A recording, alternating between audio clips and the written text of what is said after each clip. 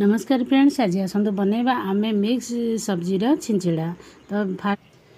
तो फ्रेंड्स मुझे परिवार सब काटी देछि। देखंतु जन्नी गुड़िक यहीपरी लंबा लंबा कर काटिदेव, एमती चोपा टिके टिके थिबो नले बेसी सिंपी जिवो। कदली को भी यहीपरी लंबा करी कटिंग कर देछि। आ कखारे भी तो लंबा करके कटिंग करछि। तापर एठी आलू को भी एमती पतला पतला लंबा करके कटिंग कर देछि। एठी बंडा को पूरा पतला करछि फ्रेंड्स, एगुडा तो जल्दी सिझी जिवो सब। आ एटा टिके लेट रे सिझे पपीताटा, तो सेति पई एमती पूरा पतला कर देछि।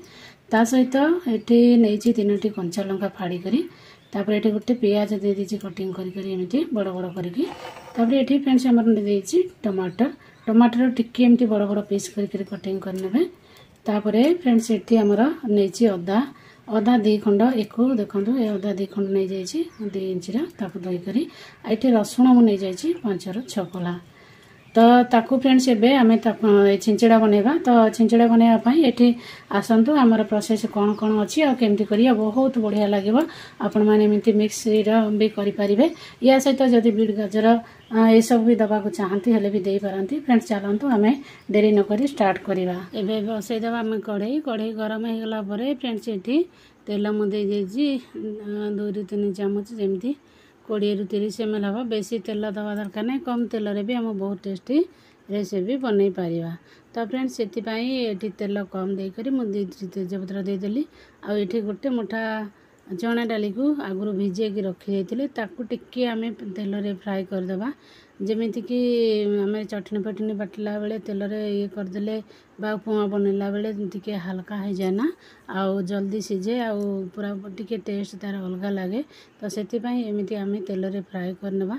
देखंतु चना डालीटा बेसी पूरा लाल करिवेनी, टिके टिके जस्ट लाल हो गला परे आमे जो प्याज गोटे कटिंग करी रखिथिले आ जो कंचा लंका कटिंग करी रखिथिले एथिरे देई देबा। कंचा लंका आउ प्याज को भी आमे पूरा लाल करिबानी, हल्का हल्का भाजीबा, जेमिति कि तार जो तरकारी रे हमरा सेटा भल भाबरे मिसी जिवो। बेसी लाल करके एकदम पोड़िया दरकार नहीं। एबे फ्रेंड्स देखंतु 2 ରୁ 3 मिनिट मीडियम आंच रे आपण ताकू एमिति भाजी नियंतु। तो फ्रेंड्स एमिति सादा सिंपल हेले भी मिक्स तरकारी रा एमिति आपण सादा रे भी करि पारिबे, आ एथिरे अलगा किछि भी नॉन वेज मिसे करि भी एको करि पारिबे। एबे जो 3-4 कोला रसुण आ अदा जो 2 इंच नैथिली 1 इंच ताकू एमिति फ्रेंड्स छेची करी एठी दे देबा। आमे एथिरे आ बटा मसला किछि दबानी, आमे गुंड मसला करिबा। आ को गुंड मसला देले एथिरे आपनकर स्वादिष्ट तरकारी बनिबा बा छिंचिड़ा बनिबा, ताकू आपण माने देखि नियंतु। लास्ट पर्यंत वीडियो रे रहंतु, हेले सब मसला गुड़िक देखबे। जेते बेले छिंचिड़ा बनेबे ना एई मसला दे बनेबे, देखिए बहुत टेस्टी लागिबा, कम तेल मसला रे भी।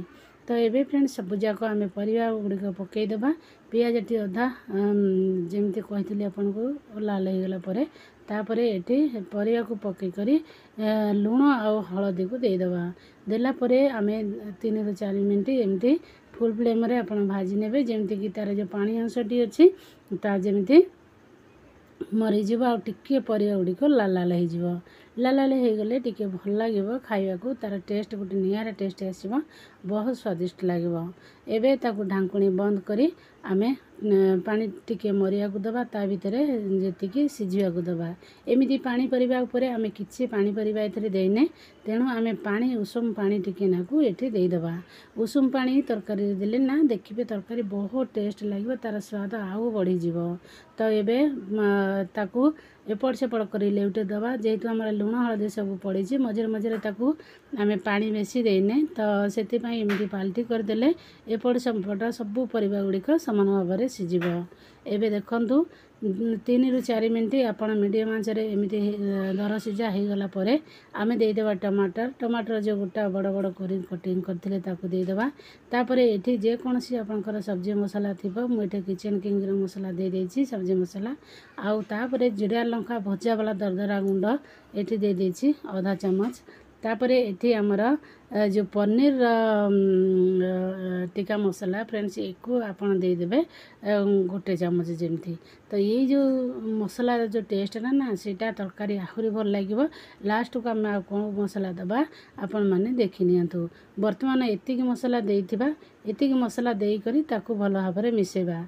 ऑलरेडी हमें लूण आ हळदी आगु दे देजे, तेणु आमे एमिति एई मसला सहित भल भाव टिके 2-3 मिनिट कसैले बा टिके भल भाव मसलाटा भेदिले तापरे आमे अलगा मसला दबा। एबे फ्रेंड्स ताकू ढांकी दबा।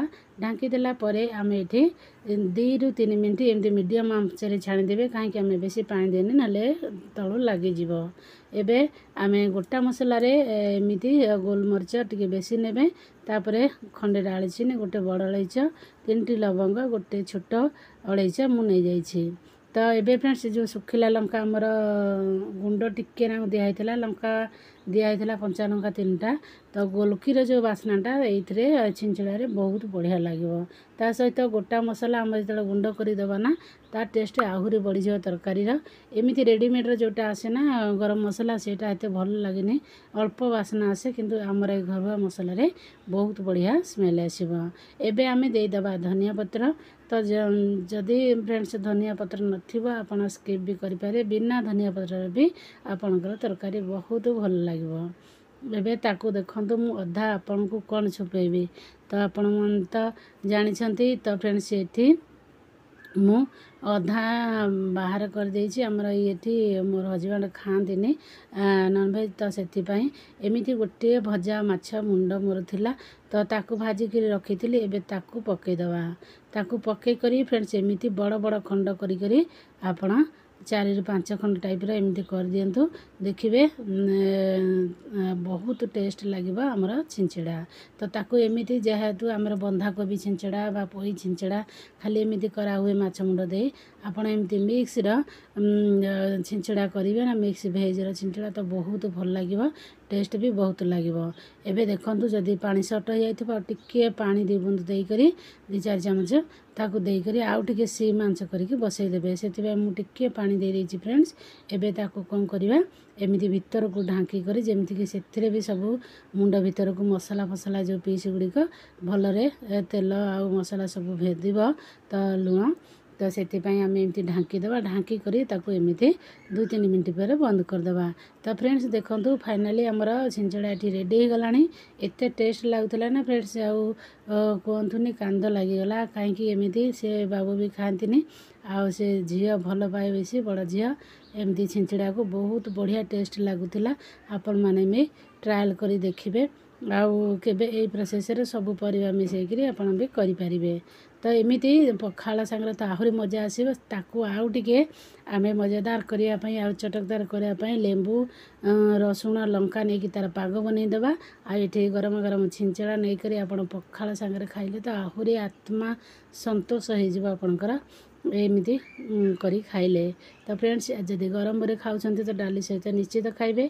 आ केमती लागिले आज रेसिपी सादा सिंपल रे भी बहुत टेस्टी लागे। तो रहिली पुणी देखा गोटे नुआ वीडियो रे।